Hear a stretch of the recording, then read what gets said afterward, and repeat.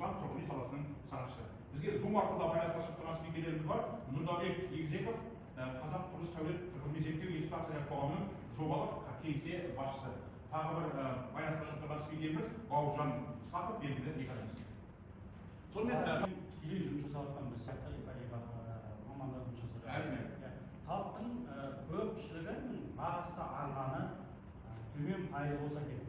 Ал ақшанасы аз болса керек. Ондай бір бағдарлама шықса екен деген тағы арманы, бірақ оған енді қазір көріп отырсыз, ұлттық банк 16-дан 16,5-дан 18-ге көтеріп жіберді. Ол дегеніміз енді екінші деңгейлі коммерциялық банктер өзінің ипотекасын тоқтауға мәжбүр етіп отыр. Немесе өсіріп ұстап. Немесе пайыз ставкасын 25-тен 20-ға дейін төмендеткізіп қойды. Бұрынғы құжаттарда 25 еді.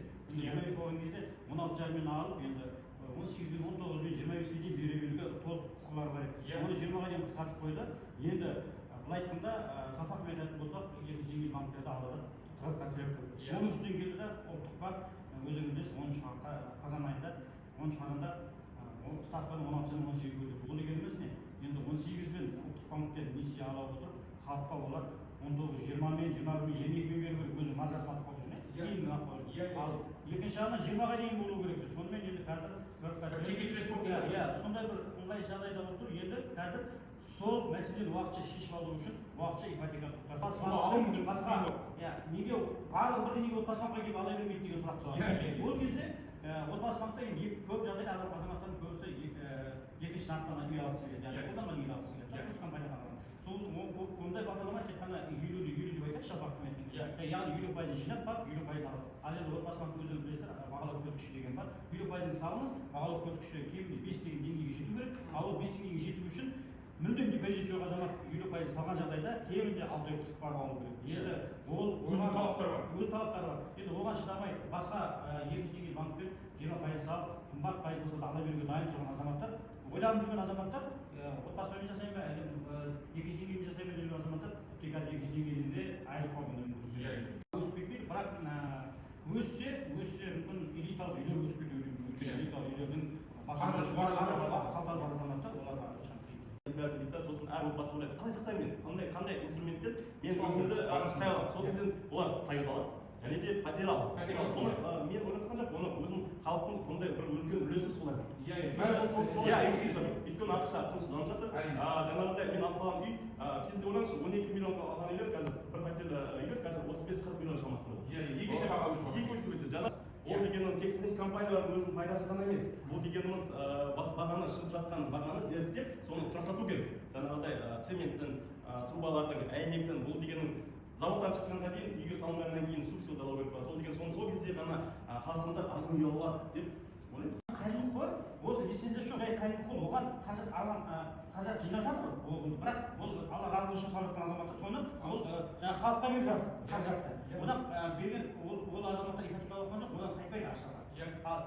Отбасы банк жүйесінде халықтан ақша жинайды олар, бірақ ипотека берген ақша ол қайтады. Ол бір жүйе. Енді осы екі система, екі механизмді біріктіріп, бір қандай да бір жүйе құратын болса, яғни бір жағынан қайырымдылық қой, бір жағынан жинақтау жүйесі бар, бір қаржылық ұйым болатын болса дейді өзімнің ойым. Бұл жерде яғни халық ақша жинауға мүмкіндігі болады. Сосын алла разы болсын деп тағы жаңағы кәсіпкерлер бар ғой, жаңағы демеушілердің қаражатты қабылдау мүмкіндігі болатын ұйым болатын болса, және олар ашық түрде қанша қаражат болып тұр халықтың алдында есеп беріп отырады. Сосын мына жерге төмен пайызбен береміз, бірақ сіз аздау болса да процесс ақшаңыз қайтара беріңіз, мейлі 15-20-сында қайтарыңыз. Ондайға келісетін азамат өте көп болады. Яғни келіп төмен пайызбен, 2%-пен, 3%-пен ақ берейік, олар саласын тоқтатпауымыз керек, райы береді, ол дұрыс келіседі. Және жаңағы юристіміз айтқандай халықтың жағдайын көтеретін әрекеттер жасау керек. Яғни халыққа да тиімді болу керек, құрылыс компаниясына да тиімді болу керек. Ал енді менің ұсынысым бұл жерде үкімет араласуы керек деп ойлаймын. Яғни оны қаржылай көмектеседі. Мысалы үшін қазір банкте, екінші деңгейлі банктерге қазір өздері ипотекасын қояды. 20-22% жатады. Оны жалпақ айтқанда жағдай төмен азаматтар, орташа деп одан төмен табысы төмендер, оны алуға жағдай келмейді. Ал енді үкімет тарапынан жаңағы 22% бола берсін жақсы. 22% оның 12% үкімет төлеп берсін, 10% халық төлесін. Субсидия істетіп отыр. Осындай бағдарлама 17%-пен болған бұрын. 7% үкімет төлеп берді, 10%-ын халық төледі. Ол кезде мен 20%-ын саламын да 22%-мен ала беремін. Сондай механизмді беріп пайыз нагрузка болады да, ал жаңағы 12% үкімет қолдап жатады, яғни банкті де қолдап жатыр, банктың да жұмыс жүріп жатыр, одан кейін құрылыс компаниясы да жұмыс жүріп жатыр, және жаңағы халық та үйлі болып жатыр, баспананы да шешіп жатыр.